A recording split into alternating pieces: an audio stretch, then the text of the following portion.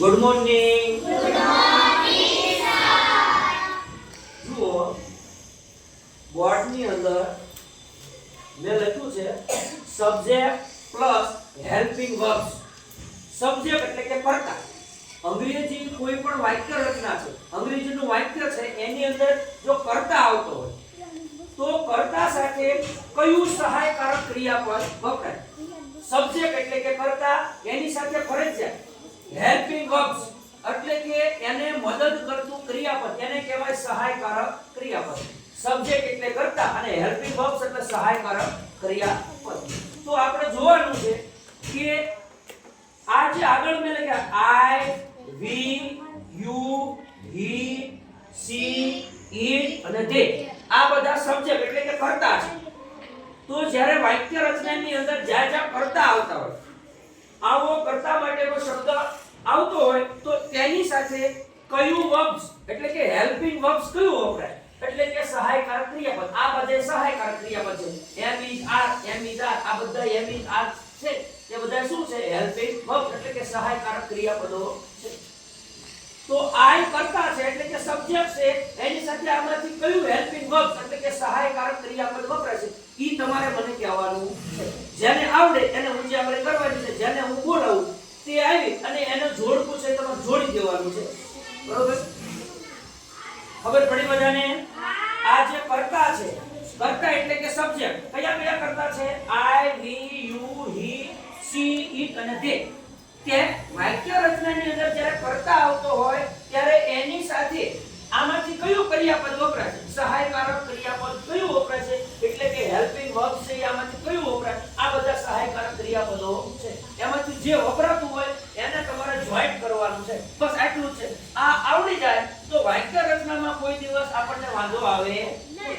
વાક્ય રચનામાં કોઈ દિવસ ભૂલ પડે નહીં. યાદ રહી ગયું બધાને? જો આ આવડશે તો વાક્ય રચનામાં કઈ તકલીફ પડશે નહીં. નજીક આવતો વાક્ય રચનામાં તકલીફ પડશે નહીં. હાલો, પહેલું સબ્જેક્ટ એટલે કે કર્તા છે આઈ. તો આઈ સાથે આમાંથી કયું હેલ્પિંગ વર્બ એટલે કે કયું સહાયકારક ક્રિયાપદ વપરાય છે? વિધાન છે, આવશે જોડ છે. બરાબર? બધા જોવાનું સાચું પડે છે ખોટું? સાચું છે ખોટું? બરાબર? આઈ એમ જ થાય. કોઈ દિવસ આઈ ઈટ અથવા તો આઈ આર એવું લખી શકાય નહીં. આઈ સાથે હંમેશા એમ છે એ વપરાય. વાક્ય રચનામાં આઈ સાથે હંમેશા એમ આવે. હવે બીજું છે વી. વી સાથે આમાંથી કયું હેલ્પિંગ વર્બ વપરાય છે? રોનક આવશે. વી. વી સાથે વાક્ય રચનામાં કયું હેલ્પિંગ વર્બ વપરાય? સરસ. વી સાથે કયું વપરાય? સરસ, વેરી ગુડ. ત્યાર પછીનું છે યુ. યુ સાથે કયું વપરાય છે? દર્શનાય. યુ છે કર્તા છે, એની સાથે કયું સહાયકારક ક્રિયાપદ વપરાય છે વાક્યમાં? યુ સાથે કયું વપરાય છે? સરસ, વેરી ગુડ. સરસ, વેરી ગુડ. યુ સાથે આ. હવે છે હી. છોકરા માટે હી વપરાય. છોકરા માટે હી વપરાય. તો હી સાથે આમાંથી કયું હેલ્પિંગ વર્બ આવશે? ઋષિતા. Very good. ખૂબ સરસ. ચાલો, હી ઈ જ આવે. હી એમ કે હી આ એવું બોલી શકાય નહીં. પછી છે સી. સી કોની માટે? છોકરા માટે કે છોકરી માટે? માટે. સી સાથે કયું આવશે? જયદીપભાઈ. સી સાથે આમાંથી કયું હેલ્પિંગ વર્બ વપરાય છે? સરસ, સી. સરસ. હી એવી રીતે સી, એની સાથે એમ કે આર વાપરી શકાય નહીં. હવે ઈટ છે. ઈટ કોની માટે વપરાય? પેલા ઈ જો ઈટ કોની માટે વપરાય? નિર્જીવ માટે, પછી પ્રાણી માટે અને પક્ષી માટે.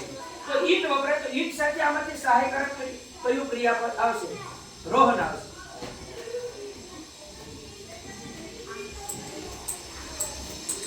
સરસ, વેરી ગુડ. ઈટ લખાય. શું લખાય? ઈટ. ઈટ સાથે એમ કે આર વાપરી શકાય છે. ચલો, ધે.